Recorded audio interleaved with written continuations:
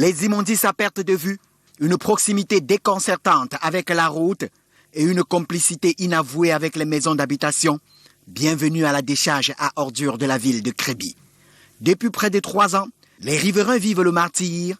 Le quartier Pangou, dans l'arrondissement de Kribi 1er, est une décharge à ciel ouvert. C'est regrettable que dans un quartier comme celui que nous vivons en Pangou, en plein centre-ville, que la route soit de cette manière et que les actes viennent nous nuire ici parce qu'il y a plus d'une maladie que nous absorbons ici à cause de cette histoire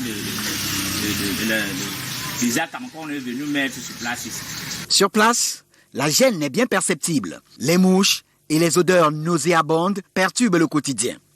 D'une superficie de 4 hectares, l'espace alloué par la communauté urbaine de Kribi à la société en charge de la collecte et du traitement des ordures est désormais plein à craquer. Les autorités en charge des questions environnementales sont désemparées. Notre constat, d'abord primordial, en ces jours, en ce moment, c'est que cette décharge est tellement saturée, de telle sorte que même à l'intérieur d'abord saturé, de telle sorte que les déchets sont versés même à l'entrée de la décharge. La proximité avec des ordures peuvent causer des maladies, laisse entendre le personnel de santé publique. Ces produits, c'est des déchets. Quand il pleut, vont ruisseler. Et les enfants jouant à côté, ça va aller contaminer les puits et autres qui sont autour. Et les personnes qui vont boire cette eau vont développer des maladies. La nécessité est désormais perceptible à Kribi. Il faut un nouvel espace pour la décharge, mais surtout le traitement des ordures.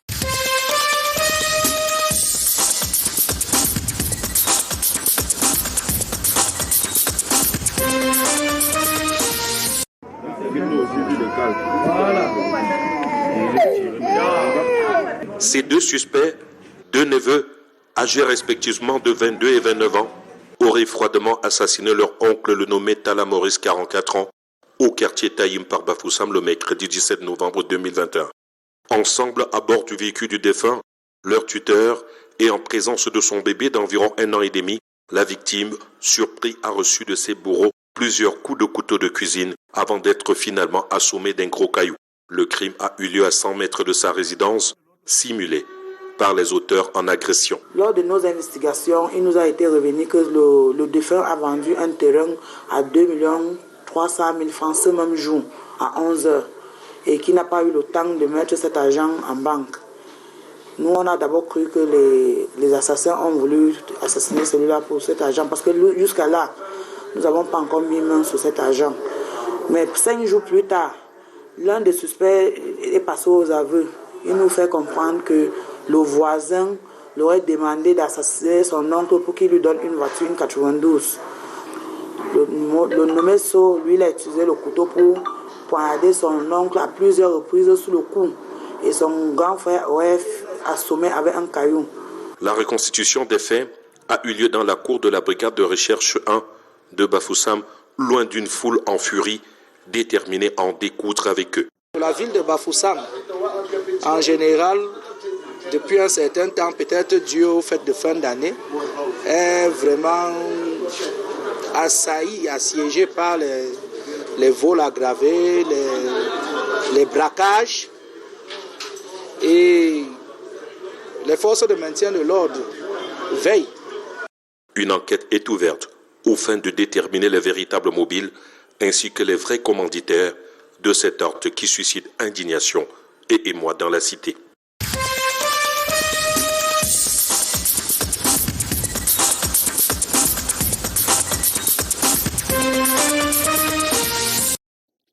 Cette image a fait le tour des réseaux sociaux et alimente depuis quelques jours les débats dans la ville de Bafia.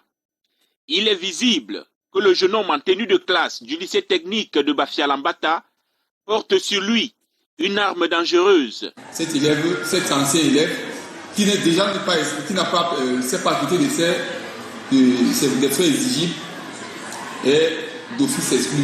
Parce que selon les tests que nous disposons, un mois après la rentrée, tout élève ne s'étant pas acquitté des frais exigibles est passible d'une exclusion. La fouille, opérée en matinée du jeudi 18 novembre, lui avait verrouillé les portes d'entrée au lycée. Son attitude, jugée suspecte par la police municipale qui rôdait par là, a conduit à son interpellation. Il sera découvert sur lui. Ce couteau, apprêté pour gérer un retour, heureusement stoppé net.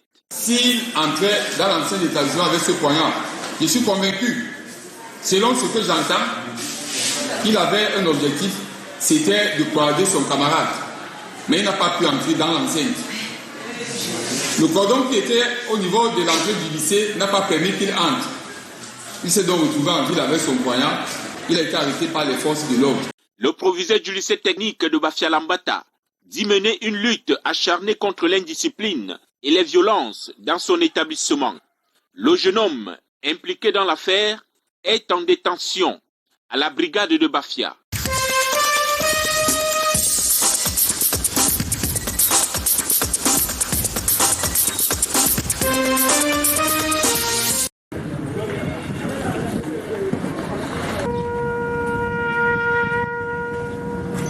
Ans déjà que l'officier supérieur à la retraite dont l'armée israélienne est conseiller technique militaire à l'état-major particulier du président de la République du Cameroun, chargé des forces des unités spéciales BGP, disparaissait dans un accident d'hélicoptère à Boumniebel. 11 ans après la mort du colonel Avi Avram Sivan, les bataillons d'intervention rapide s'en souviennent comme si c'était hier. Ils se sont mobilisés à Manawobe pour célébrer la mémoire du disparu. Une série d'activités sportives meuble cet événement. Attention, attention à la là-haut, mais on peut dire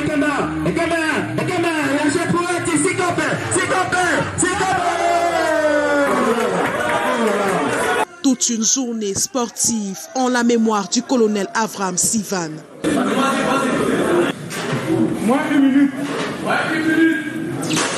Les forces de défense ont profité de la circonstance pour rendre hommage aux autres soldats tombés au front dans les régions du nord-ouest, du sud-ouest et de l'extrême nord. Une cérémonie présidée par le sous-préfet de l'arrondissement de Limbi 3e.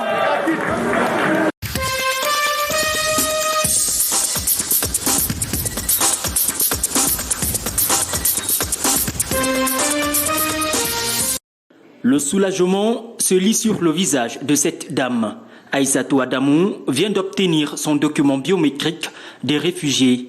Ils sont nombreux à l'assaut du même document, ici sur le site HCR de Mbélé. Savoir si le demandeur d'asile a le droit d'être arrêté et avoir un statut de réfugié sur Cameroun. Je remercie le HCR pour cette opération de vérification physique. Et en 2016, entre-temps, plusieurs n'étaient pas enrôlés. Donc cette opération-là permet d'enrôler tous les réfugiés. Pour cette opération qui va durer 3 semaines, plusieurs points d'enrôlement sont installés. 13 686 réfugiés centrafricains sont déjà identifiés. Un chiffre qui va évoluer d'ici la fermeture. En 1 an, 2 ans, 3 ans, beaucoup de choses peuvent se passer dans une famille.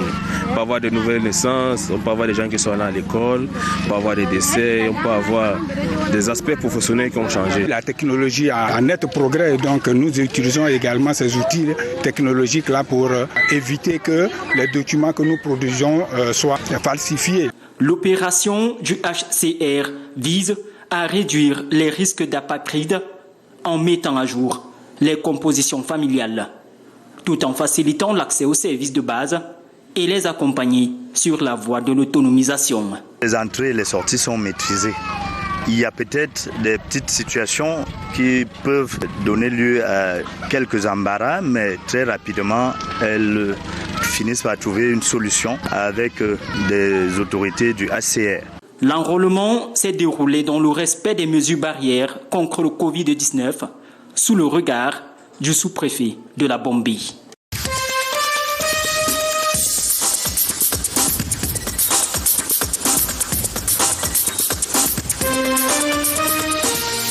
Des fêtes de fin d'année sans anicroche et un mois festif de la Cannes, telles sont les ambitions des pouvoirs publics.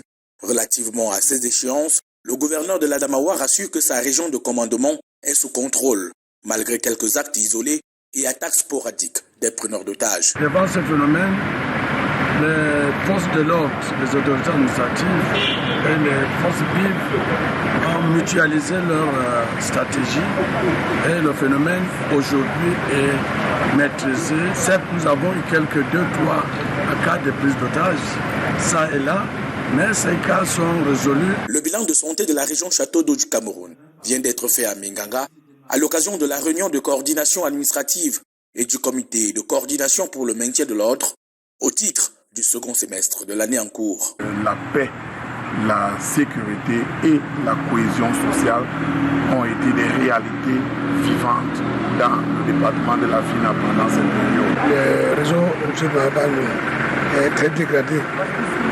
dans son ensemble et cela suscite un peu de l'indignation. Les travaux ont aussi bien évalué la mise en œuvre de la lutte contre la Covid-19 que les opérations de vaccination contre cette pandémie, la lutte contre la vie chère ou encore l'état d'avancement des investissements de l'État. La fourniture d'aliments à bétail, on ne voit pas jusqu'aujourd'hui. Il devait avoir aussi la construction d'un pont et l'ouverture d'une route qu'on appelle appui socio-communautaire. Jusqu'à là, on ne passe même pas le marché depuis 4 ans. Pour les 3 mois à venir au moins, des mots tels que insécurité, pénurie, inflation, coupure intempestive d'électricité ou de l'eau au robinet sont à proscrire.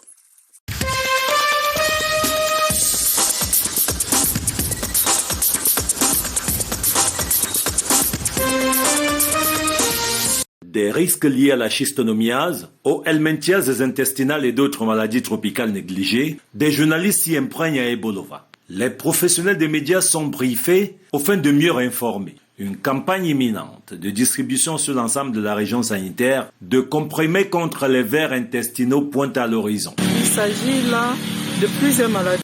Ce qui concerne les MT, dans les maladies tropicales négligées, nous avons parlé d'une liste de 20 environ.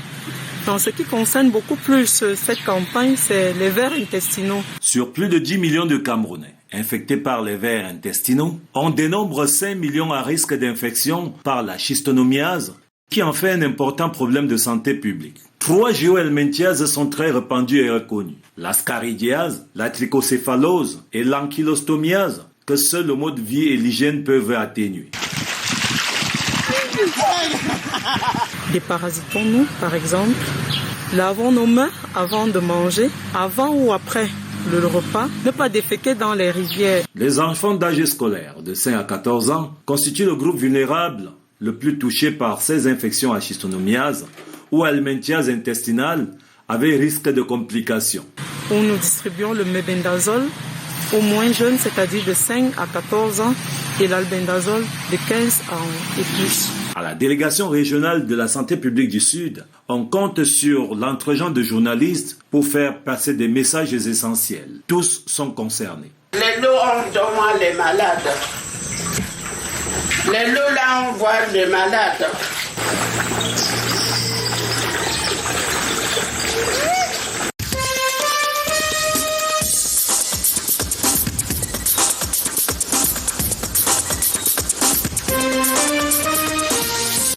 Présenter le plan et identifier les projets prioritaires de développement de la région de l'extrême nord. C'est le but de la tournée du conseil régional dans les chefs-lieux du département, conduit par Kalbassou Daniel, président du dit conseil. Après le département du Logon et Chari, la délégation de quelques membres du bureau a procédé à Kaélé et Yagua à la présentation du plan régional de développement aux représentants des populations que sont les maires et conseillers régionaux de ces 2 départements. En prêchant pour une revalorisation de l'agriculture, le président du conseil régional appelle à l'accentuation de l'entrepreneuriat. On peut nous donner un financement pour acheter des engrais de bonne qualité, mais il faut que les gens remboursent. S'ils ne remboursent pas, le financement ne vient pas.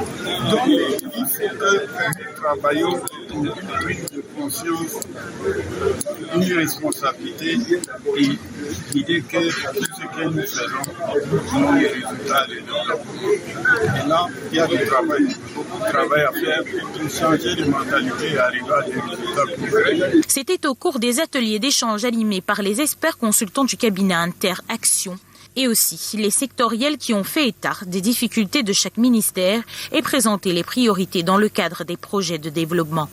Ces différentes rencontres ont été tenues à Kayaïlélé et Yagua. Les potentialités des différentes localités ont été mises en avant.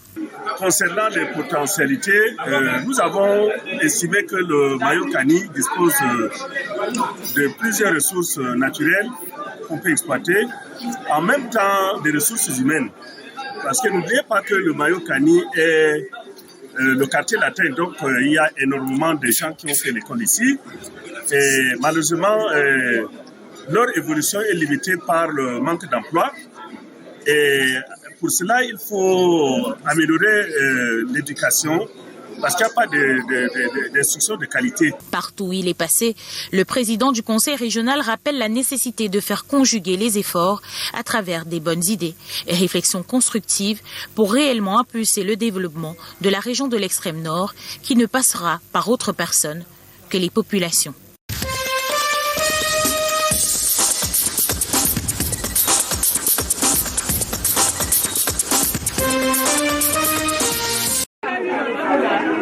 À quelques semaines de Noël, le poulet incontournable des tables est rare et cher au marché de Casablanca, principal marché de la volaille de Bafoussa. Vraiment, je suis comme ça au marché Casablanca. Le poulet, c'est autre chose. Vraiment, je ne sais pas comment on va faire pour s'en sortir. C'est très grave. La rareté peut être due à l'absence de la production des poussins. Puisque depuis un certain temps, on a même parlé de l'importation des poussins, mais jusque-là, absolument pas. Poulet comme celui-ci, on va à 4 500, 5 000. Vous attendez à quoi? Ça veut donc dire que même les femmes qui venaient prendre les poulets et puis on découpait en morceaux de 500 pour revendre là, elles ne peuvent plus. Tu ne peux pas prendre un poulet comme ça, tu découpes en 500 et pourtant tu as acheté à 5 000 jusqu'à tu parviens. Ça serait impossible, totalement impossible même. Dans certains paniers des revendeurs, le poulet cherche preneur, mais à prix d'or. Pas d'affluence ni d'effervescence observée autrefois à l'approche des fêtes. Les commerçants du secteur pointent du doigt plusieurs causes. Les fermiers nous font comprendre que les poulets, donc il n'y a pas eu la production des poussins cette année, donc c'est pour ça qu'il y a vraiment manqué de poulets. C'est vraiment cher, c'est pas facile. Les clients se plaignent, nous aussi, on ne s'en sort pas. Les poulets deviennent exorbitamment chers, c'est par manque de poussins quand même. C'est par manque de poussins, on n'a pas les poussins. Donc pour le moment, il y a les deuils, il y a les mariages, il y a beaucoup de choses. Donc ce qui fait que la saison des deuils a été ouverte. Donc ce qui fait que c'est ça qui fait qu'il y a une aussi forte demande en fait. Donc il y a vraiment d'offres et de demandes, ce qui fait la hausse des prix en fait. Le poulet bat de l'aile, les ménagères s'orientent vers d'autres protéines animales malgré le prix.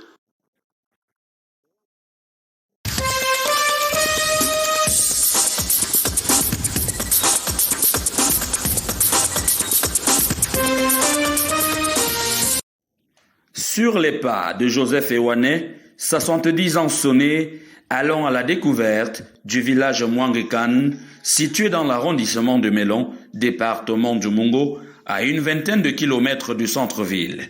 Pour le situer géographiquement, il est limité au nord par le village Ediengo, au sud par le village Mboasoum, à l'est par le village Ninon et à l'ouest par le village Ndila de l'arrondissement de Banguem. Créé pendant les années de la colonisation, ce village, limitrophe avec le coupé Maningouba, dans le sud-ouest, est un véritable pôle de production des vivres dans le département. Des tonnes de manioc, maïs et macabo sortent d'ici chaque année et desservent les marchés locaux et les grandes métropoles. Le village Mwangekan, comme tout le Cameroun, est essentiellement agricole. Les populations vivent de la culture, des cultures de rente, notamment le café, et des cultures vivrières comme le manioc, le macabo, les ignames, la patate. Les difficultés ici sont innombrables. Les infrastructures sont inexistantes à certains endroits et inachevées à d'autres. Une situation qui accroît le calvaire de ces populations qui ne vivent que de l'agriculture. À cause de la mévente du café, les planteurs sont affectés par un découragement qui a fait qu'aujourd'hui beaucoup de plantations sont abandonnées. Outre ces difficultés, il faut noter les limites territoriales qui ont toujours constitué un frein au développement de ce village. certains se réclamant du sud-ouest et d'autres du littoral. Une note du Premier ministre signée en 2015 et une autre du ministre de l'administration territoriale adressée au gouverneur du sud-ouest en juin 2021 situe clairement le village dans l'arrondissement de Melo. Il y a les gendarmes qui viennent toujours arrêter les gens dans mon village pour aller les fermer à Bangem. Quand le Premier ministre a signé tous ces documents, nous on était fiers de voir que oui, la commission est passée très bien. Alors, les gens viennent de dormir au village parce que les gendarmes viennent les attaquer de temps en temps. Les populations lancent un appel à l'aide au gouvernement pour la viabilisation des infrastructures.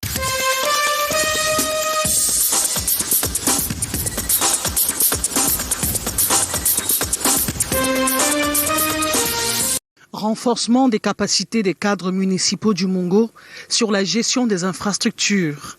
Les facilitateurs viennent du ministère de la décentralisation et du développement local, du GIZ, ainsi que des agents du FECOM. L'initiative vise aussi à améliorer la collaboration entre les services déconcentrés de l'État et des collectivités territoriales décentralisées. Les exposés ont relevé les difficultés qui plombent le développement des communes. Des solutions sont proposées séance tenante. Nous étions déjà imprégnés d'un certain nombre d'approches pour pouvoir relever ces défis-là. Nous avons relevé à notre niveau, mais aujourd'hui, grâce à la GIZ, nous avons essayé de parfaire nos connaissances, nous avons revisité les textes, nous nous sommes appropriés le code de la décentralisation et nous avons également accepté de jouer le jeu en travaillant sereinement par équipe. Et ce travail en équipe nous a permis davantage de renforcer nos capacités. Les travaux sous la houlette du Mindevel donnent au personnel des communes du Mongo des outils pour leur permettre de booster les compétences qui contribueront à l'émergence des CTD dans ce département. Nous sommes venus ici pour être édifiés par rapport à l'intercommunalité. Ça veut dire comment est-ce que les communes peuvent se mettre ensemble pour créer un syndicat de communes. Ce séminaire de la GIZ nous a permis justement de démontrer quelle est l'importance de mettre en commun nos forces et nos faiblesses pour le bien-être de notre population.